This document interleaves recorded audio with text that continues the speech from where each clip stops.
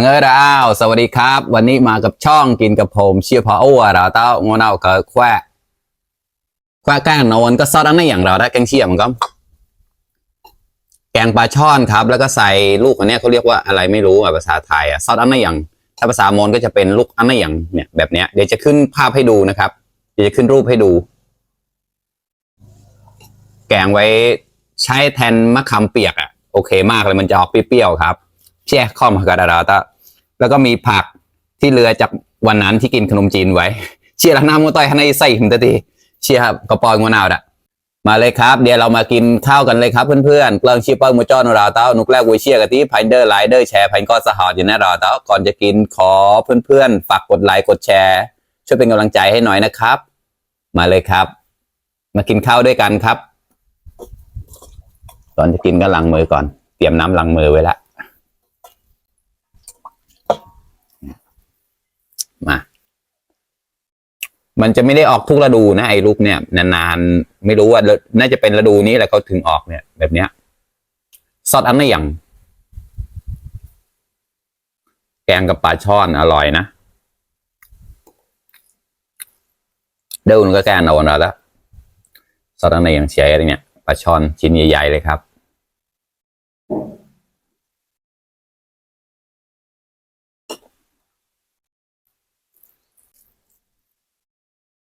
ชิมอันนี้เลย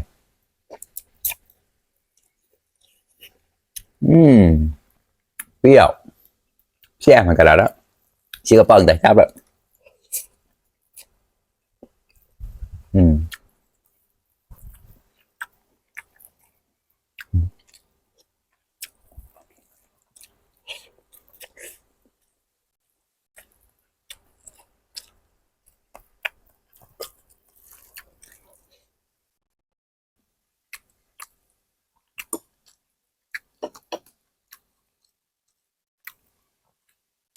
เราเชียร์เปิ้ลมาจอดาแล้วล่ะ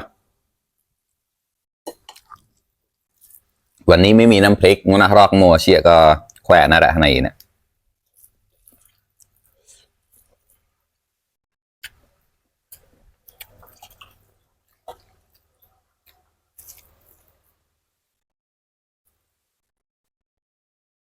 อร่อย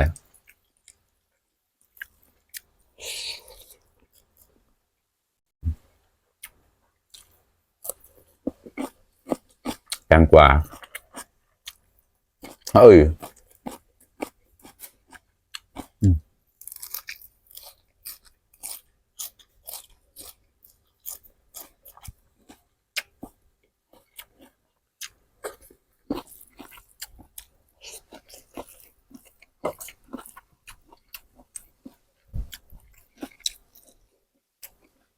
อร่อยมากเลยครับข้อมาขนาดนั้นร้าวมา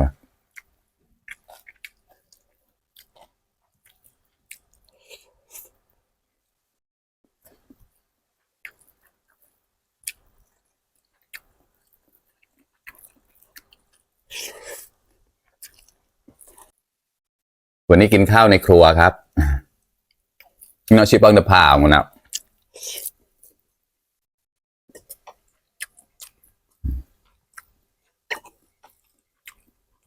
อร่อย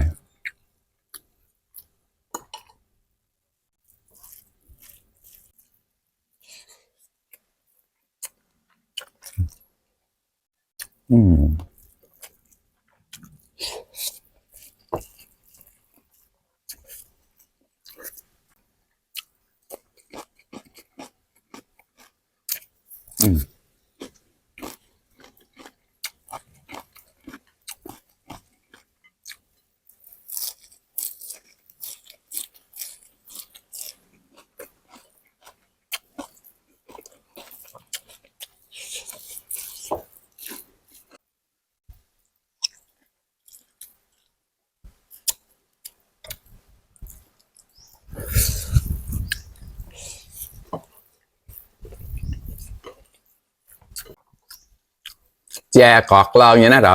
ลมหนาวเริ่มมาแล้วนะครับ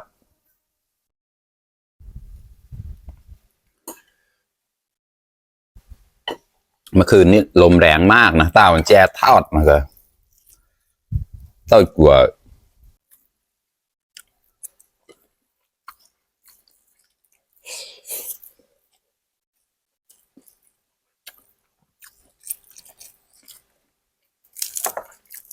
ไ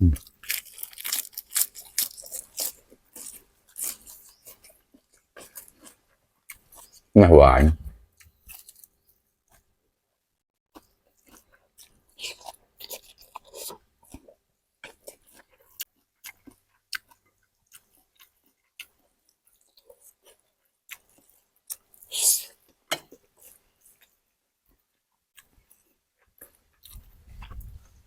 Đơn chưa gặp lại mấy đâu là khỏm nè mày nào. Đơn tới mấy đâu để làm được gì à? Dễ.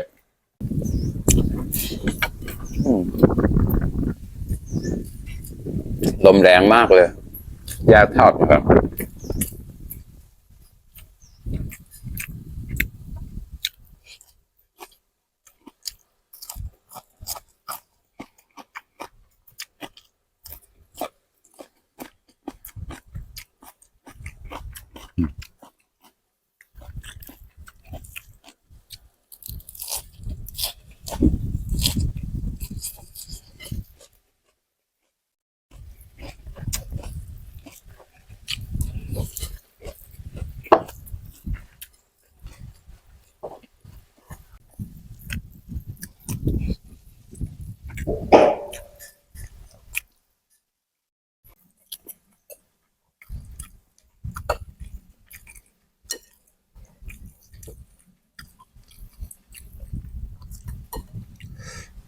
อร่อย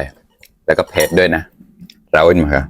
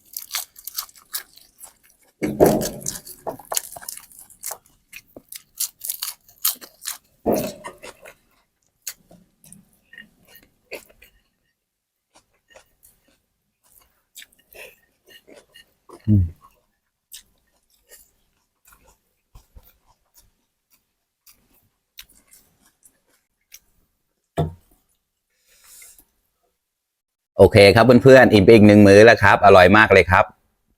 ไอ้นี่เรียกไม่ถูกเลยอะไรไม่รู้แต่แกงกับปลาช่อนอร่อยมากซอสกันในอย่างนะดูมันก็แกะอนนข้อแล้วนะฝากเพื่อนๆช่วยเป็นกำลังใจให้หน่อยนะครับฝากกดไลค์กดแชร์ด้วยรอดูว่าคลิปต่อไปว่าจะกินอะไรนะครับพายเดอร์ไลค์เดอร์แชร์เนี่ยเราต้องเล็บลึงเปิดซัมฮอตเก๋าตั้งกูนระอาวบายบาย